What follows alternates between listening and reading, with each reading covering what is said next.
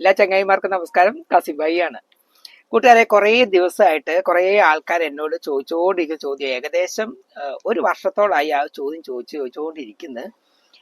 ഈ ആളെ കുറിച്ച് എങ്ങനെ പരിചയം, എങ്ങനെ നേരിട്ട് കണ്ടത്, ഞങ്ങൾക്ക് കൂടി പരിചയപ്പെടുത്തി തരാമെന്ന് ചോദിച്ചു കുറേ നാളായിട്ട് എന്നോട് ചോദിക്കുന്നുണ്ട്. അപ്പൊ ആരാ എന്താന്നൊക്കെ ചോദിച്ചു കഴിഞ്ഞാല് ആദ്യം ഞാൻ വീഡിയോ കാണിച്ചു തരാം. വീഡിയോ കാണിച്ച ശേഷം പറയാം. സ്വാഗതം. അപ്പൊ ഇതാണ് നമ്മുടെ കണ്ണൂർക്കാരുടെ സ്നേഹം. ഇതല്ല ഹാൻഡ് മെയ്ഡ് ആണ്. ഏതാണ്ടോ ഇത് നമ്മളുടെ വീഡിയോയിൽ സ്ഥിരമായിട്ട് കമന്റ് ഇടുന്ന കാസിം KM എന്ന് പറഞ്ഞിട്ട് ഒരു ഫോളോവർ ഉണ്ട്. ആള് വന്നപ്പോ ഇപ്പൊ കണ്ണൂര് ഞങ്ങൾ ഇപ്പൊ സ്റ്റേഷനിൽ വന്നതേ ഉള്ളായിരുന്നു. അപ്പൊ കൊണ്ട് തന്നതാണ്. ഒരുപാട് സന്തോഷമായി ആൾക്കും നമ്മൾക്കും. അതുപോലെ തന്നെ നമുക്കിത് ഒരു പലഹാരം കൊണ്ടുവന്നിട്ടുണ്ട്. എന്താ ഞാനും ആകാംക്ഷയായിരുന്നു.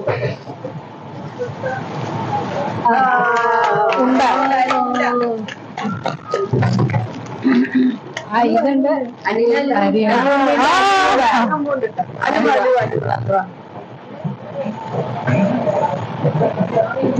താങ്ക് യു സോ മച്ച് ഹരിയക്ക. കാസിം, താങ്ക് യു കേട്ടോ. കണ്ടതിൽ ഒരുപാട് സന്തോഷം. Thank U.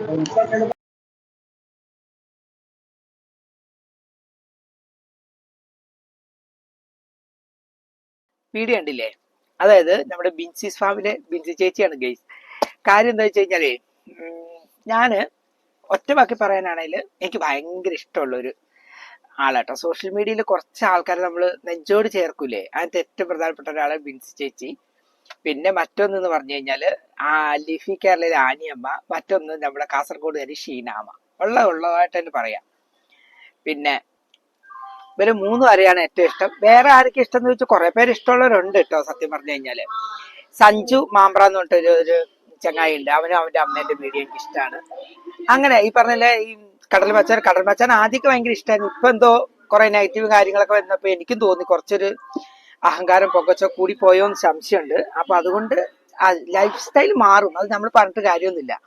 ചിലപ്പം ആൾക്കാരിങ്ങനെ വളർന്നു വരുന്നതിനനുസരിച്ച് അവരുടെ ലൈഫ് സ്റ്റൈലും കാര്യങ്ങളും അവരുടെ രീതികളൊക്കെ മാറും, സംസാരത്തിന്റെ ശൈലി മാറും ഒക്കെ ചെയ്യും. അതൊക്കെ സ്വാഭാവികമാണ്. അതുകൊണ്ട് പിന്നെ വേറെന്തൊക്കെ കേസാവുന്ന നമ്മളെ ബാധിക്കുന്ന കേസല്ല. പക്ഷെ സ്വാഭാവികമായിട്ട് ഞാൻ പറയാനാണ്, എനിക്ക് ഏറ്റവും കുറച്ച് ആൾക്കാരിനകത്ത് പ്രധാനപ്പെട്ടാണ് ബിൻസി ചേച്ചി എന്നുള്ളത്.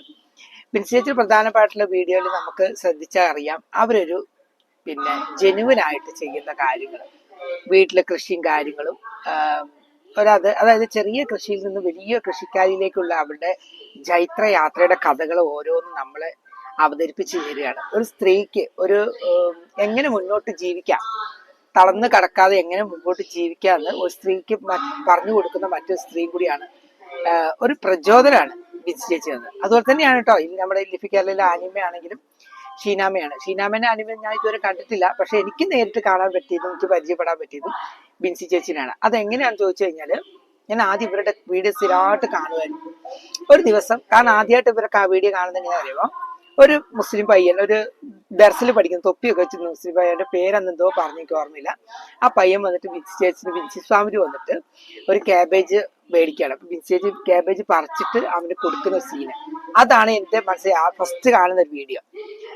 പിന്നീട് കാണുന്ന ഇതുപോലെ സായിപ്പ്മാരാണെങ്കിലും വിദേശികളൊക്കെ വന്നിട്ടാണെങ്കിലും പിന്നെ നാട്ടിലെ ചില ആൾക്കാരൊക്കെ ചെന്നിട്ട് ബിൻസിസ് ഫാമിൽ നേരിട്ട് ചെന്നിട്ട്, അതും ഫ്രഷ് പച്ചക്കറി എന്ന് പറഞ്ഞു കഴിഞ്ഞാൽ നമുക്കിങ്ങനെ വീഡിയോയിൽ കാണുന്നെങ്കിൽ ഇപ്പോൾ റിയൽ ആയിട്ട് ഇങ്ങനെ കാണുമ്പോഴേ പറിച്ച് അവരെ കയ്യിലോട്ട് കൊടുക്കുന്നു. തക്കാളി ഇങ്ങനെ കുടുകുടു പഴുത്ത തക്കാളികളും പിന്നെ സ്ട്രോബെറി പഴവും പിന്നെ കാടമുട്ടയും ആ കാര്യങ്ങളെല്ലാം ഉൾപ്പെടുത്തിയൊരു ഫാം, അതും നമ്മുടെ പെരിയാറിന്റെ തീരത്ത്.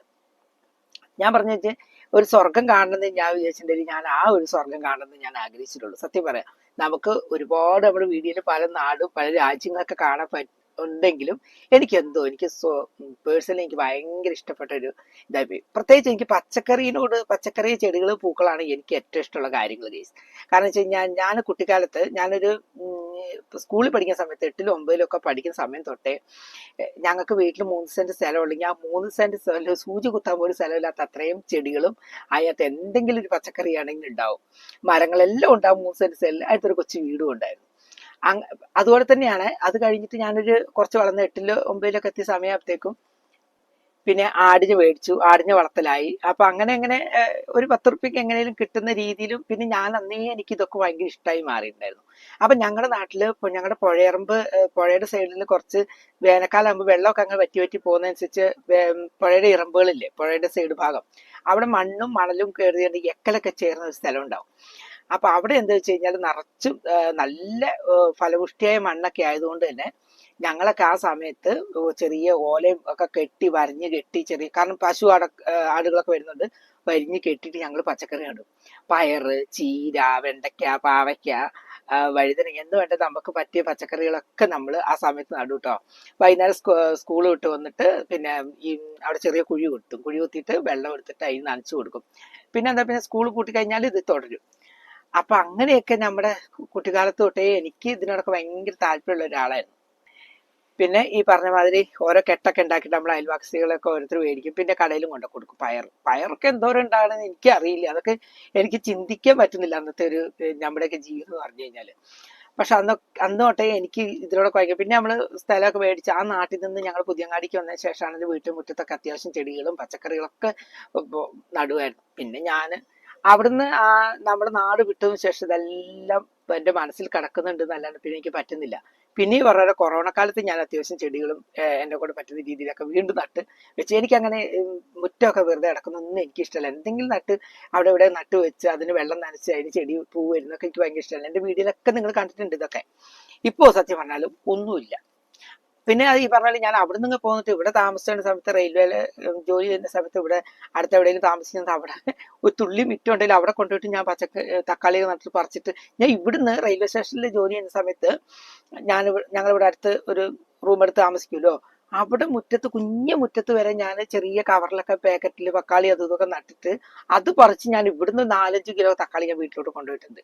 അപ്പൊ ഞാൻ ആരാ മോൻ. അപ്പൊ അത്ര ഇഷ്ടമുള്ളത് കൊണ്ടാണ് ഞാൻ ആ ഒരു വീഡിയോ തന്നെ ഇരുന്ന് കാണുന്നു. പിന്നെ അവര് ലൈഫ് സ്റ്റൈൽ കാണുന്നു, അവരെ അത്ര സ്നേഹിക്കുന്നു, എൻ്റെ ഒരു കുടുംബത്തിലെ അംഗത്തെ പോലെ കണ്ട്, എൻ്റെ അയൽവാസിലെ ചേച്ചിയാണ്, ചേട്ടന്മാരെ പോലെ കണ്ട് എനിക്ക് അത്ര സ്നേഹം തോന്നിയത്. അങ്ങനെ ഞാൻ ഇവരുടെ വീഡിയോ ഒക്കെ കമന്റ് ഇടുമ്പോൾ എനിക്ക് റിപ്ലൈ കിട്ടാറുണ്ട്. അങ്ങനെയാണ് ഒരു ദിവസം ഇവര് ഗോവയ്ക്ക് എവിടെ പോകാൻ വേണ്ടിയിട്ട് വരുന്ന കാര്യം ആദ്യമായിട്ടാണ് ഞാൻ ട്രെയിനിൽ കയറുന്ന കൊണ്ട് വിശ്വസിച്ചൊരു പോസ്റ്റ് ഇടുന്നത്. അപ്പൊ ഞാൻ വിചാരിച്ചു, പൊന്നോ, ഇവര് ഇത്രയും വലിയൊരു ആളായിട്ട് ഇതുവരെ ട്രെയിൻ കണ്ടില്ലേ. നമ്മളാണ് ജന്മത്തൊട്ടെ 10ാം ക്ലാസ് തൊട്ട് 10-23 വരെ റെയിൽവേ സ്റ്റേഷനിൽ ട്രെയിനും പ്ലാറ്റ്ഫോമും ആയിട്ട് ജീവിക്കുന്ന ഒരാളും. അങ്ങനെ പിന്നെ ഞാനും തിരിച്ച് മെസ്സേജ് അയച്ചു, ഞാനിങ്ങനെ റെയിൽവേ സ്റ്റേഷനാണ് ജോലി ചെയ്ത്, എനിക്ക് കാണാൻ ഒരുപാട് ആഗ്രഹമുണ്ട്. അപ്പോൾ അവർ റിപ്ലൈ തന്നു. പിന്നെ പേഴ്സണൽ മെസ്സേജ് ഒക്കെ അയച്ച് കാണാം കേട്ടോ, കാസിനെ കാണാൻ പറ്റി, കാണാന്നൊക്കെ പറഞ്ഞു. അങ്ങനെ അവർ അങ്ങോട്ട് പോയപ്പോൾ എനിക്ക് കാണാൻ പറ്റിയില്ല, കാരണം ശിവക്കുട്ടി ആശുപത്രിയിലാണ്ട് കാണാൻ പറ്റിയില്ല. പക്ഷെ തിരിച്ചു വരുന്ന സമയത്ത് നേത്രാവതിയിൽ എനിക്ക് കാണാൻ പറ്റി. അപ്പൊ ഞാൻ എന്തായാലും നമ്മുടെ സ്റ്റാളിൽ 6-ലായിരുന്നു ചേച്ചി ഉണ്ടായിരുന്നത്, നമ്മുടെ സ്റ്റാളിന്റെ തൊട്ടപ്പുറത്ത് ഉണ്ടായിരുന്നത്. അപ്പം എന്താ ഇവർക്ക് കൊടുക്കാന്നൊന്നും എനിക്കറിയില്ല കേട്ടോ. അങ്ങനെ ഞാൻ എന്ത് ചെയ്തു, ഞാൻ അന്നേരം കുറച്ച് ഫ്ലവറും കാര്യങ്ങളൊക്കെ ഉണ്ടാക്കലുണ്ടല്ലോ, അപ്പൊ ക്രാഫ്റ്റ് വർക്കിൽ കുറച്ച് ഫ്ലവറും കാര്യങ്ങളുണ്ട്. പിന്നെ എൻ്റെ ബോട്ടിൽ വർക്ക് ഉണ്ട്, ബോട്ടിലൊക്കെ വെയിറ്റ് ഉള്ള സാധനം, അതുകൊണ്ട് അത് കൊടുത്തില്ല. കുറച്ച് ഫ്ലവർ ഉണ്ടാക്കി വെച്ചിട്ടുണ്ടായിരുന്നു, അത് കൊടുക്കാം. പിന്നെ എന്താ വെച്ച് കഴിഞ്ഞാല്, പിന്നെ ഞാൻ കടയിൽ നിന്ന് ഒരു 2 പാക്കറ്റ് അരിയുണ്ട്, ഒരു ഹലുവ കൊടുത്തുള്ളൂ. പക്ഷെ എന്റെ വിചാരം അറിയോ, ഇവര് വിൻചേച്ചിയും ചേട്ടനും മക്കളും മാത്രമേ ഉണ്ടാവുള്ളൂ എന്ന് വിചാരിച്ചത്. പക്ഷെ ഇവര് മാത്രമായിരുന്നില്ല, അവർക്ക് കുറെ ചേട്ടനും പിള്ളേരൊന്നും ഇല്ലായിരുന്നു, മോളുണ്ടായിരുന്നു തോന്നുന്നുണ്ട്. ബാക്കി എല്ലാവരും വിൻചേച്ചി ഫ്രണ്ട്സുകൾ കുറെ ആൾക്കാരുണ്ടായിരുന്നു. ഞാനത് അറിഞ്ഞില്ല കേട്ടോ, അവർക്ക് എത്തിയിട്ടുണ്ടാവില്ലായിരുന്നു കേട്ടോ. അത് എനിക്ക് പിന്നെ അത് വിഷമായി പോയി. പക്ഷെ എന്തായാലും എനിക്ക് അത് വിൻചേച്ചി ഒരു വീഡിയോ ചെയ്തു, അത് എല്ലാവരും കണ്ടു. കണ്ണൂരുകാരുടെ സ്നേഹം എന്ന് മൊത്തത്തിൽ പറഞ്ഞുകൊണ്ട് ഇവിടെ വരുമ്പോഴൊക്കെ ആൾക്കാർ എന്നെ പരിചയപ്പെടുന്നവർ ചോദിക്കും, മിൻസിന്റെ വീഡിയോയിൽ കണ്ട ആളല്ലേ എന്നൊക്കെ ചോദിച്ചു. ഞാൻ ആകെ വണ്ടറായി. പിന്നെ അന്നൊന്നും ഞാൻ ഇതുപോലെ വീഡിയോ ചെയ്യുന്ന ഒരാളൊന്നും അല്ല. ഞാൻ പിന്നെ എനിക്കൊന്നും യൂട്യൂബോ അല്ലെങ്കിൽ ഫേസ്ബുക്കിലോ പോസ്റ്റ് ഇടുന്നല്ലാണ്ട് ഞാനിങ്ങനെ സംസാരിക്കുന്ന ഒരാളേ ആയിരുന്നില്ല കേട്ടോ. പിന്നെ നമ്മൾ വീഡിയോ ഒക്കെ ഇങ്ങനെ ചെയ്യുന്നുണ്ട്. പക്ഷെ അപ്പോഴൊക്കെ ഞാൻ പറയണം എന്നൊക്കെ വിചാരിച്ചപ്പോൾ ഇത് 1 വർഷം കഴിഞ്ഞപ്പം വീണ്ടും മിൻസി ചേച്ചി അതേ പോസ്റ്റ് ഇട്ടു. 1 വർഷമായി ഞങ്ങളുടെ യാത്രയ്ക്ക് കണ്ണൂര്, പിന്നെ എന്താ പറയാ, പലഹാരം കാത്തുനിന്ന കാസിം എന്നൊക്കെ പറഞ്ഞ് വീണ്ടും ഒരു പോസ്റ്റ് ഇട്ടപ്പോൾ ആ പോസ്റ്റും കണ്ടിട്ട് പിന്നെ കുറെ പേര് നമ്മുടെ ഫേസ്ബുക്കിൽ ഫ്രണ്ടായിട്ട് വന്നു. അങ്ങനെ എനിക്ക് അങ്ങനെ കുറച്ച് ഫോളോവേഴ്സ് ആയിട്ട് വീണ്ടും വന്നു കേട്ടോ.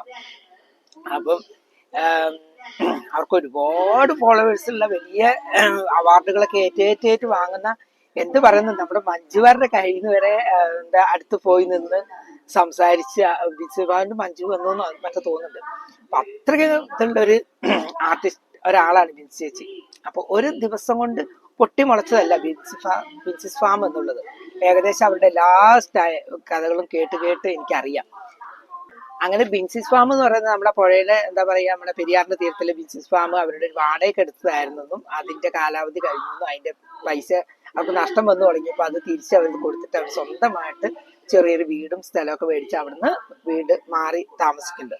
അപ്പൊ അതെല്ലാം ഇങ്ങനെ കണ്ടപ്പോൾ വിചാരിച്ചു വിചാരിച്ചു തമ്പുരാൻ ഇനി പക്ഷെ വേറെ കാര്യം ഇനിയെങ്കിലും അവർ നടുന്ന ഒരു ചെടികൾക്കാണെങ്കിലും ഒരു തൂണിനാണെങ്കിലും അവരുടേതായ സ്വന്തം എന്ന് അവർക്ക് ധൈര്യത്തോടെ പറയാവുന്ന രീതിയിലോട്ട് മാറിയിട്ടുണ്ട്. ഇനിയിപ്പോ അതിൽ നിന്ന് ഇപ്പൊ കരുത്ത് ആർജിച്ച് ഓരോന്നോരോന്നോരോന്നായിട്ട് അവർക്ക് കിളിപ്പിച്ച് കൊണ്ടുവരണം. ഇപ്പൊ ഈ ലേറ്റസ്റ്റ് ഒരു വീഡിയോ ഞാൻ കണ്ടത് പോലും മനസ്സിൽ ഒരുപാട് സന്തോഷം ഉണ്ടാക്കിയ ഒരു കാര്യമായിരുന്നു. കാരണം അവര് വീണ്ടും പച്ചക്കറിയൊക്കെ നട്ടു തുടങ്ങി, തക്കാളി കൃഷിയൊക്കെ വള്ളിയിലോട്ട് വന്നു തുടങ്ങുന്നുണ്ട്. ഇനിയിപ്പോ നമുക്ക് വീണ്ടും ബിൻസിസ് ഫാം പഴയ രീതിയിലോട്ട് കാണാൻ നമുക്ക് കഴിയും.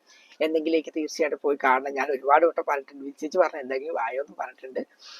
തീർച്ചയായിട്ടും കാണാൻ പറ്റണം എന്ന് തന്നെയാണ് എൻ്റെ ആഗ്രഹം കേട്ടോ. എന്തായാലും ബിൻസിസ് ഫാം എന്നുള്ള വലിയ ഉയരങ്ങളിൽ എത്തട്ടെ. അവരുടെ ആ ഒരു നാച്ചുറൽ ആയിട്ടുള്ള സംസാരവും അവരുടെ ഒരു സാധാരണ ഒരാളൊക്കെ വീഡിയോയിൽ വരുമ്പോൾ ഞാൻ പോലും ഇപ്പൊ ഈ വീഡിയോ സംസാരിക്കാൻ വരുമ്പോൾ മുടിയൊക്കെ ഒന്ന് ചീക്കി ഒതുക്കി വെച്ചിട്ട് തന്നെയാണ് ഞാൻ വരുന്നത്.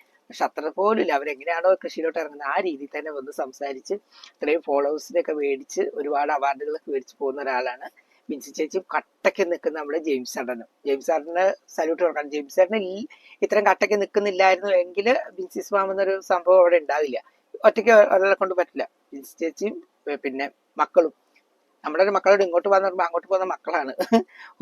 അങ്ങനത്തെ രീതിയിലുള്ള മക്കളുള്ള കാലഘട്ടത്തിൽ ആ മക്കളും കൂടെ നിന്ന് കൊണ്ടുപോകുന്ന സംരംഭം കൂടിയാണ്. അപ്പൊ എല്ലാവർക്കും നന്മകൾ വരട്ടെ എന്ന് പ്രാർത്ഥിച്ചുകൊണ്ട് ഈ വീഡിയോ വൈൻഡപ്പ് ചെയ്യാണ്.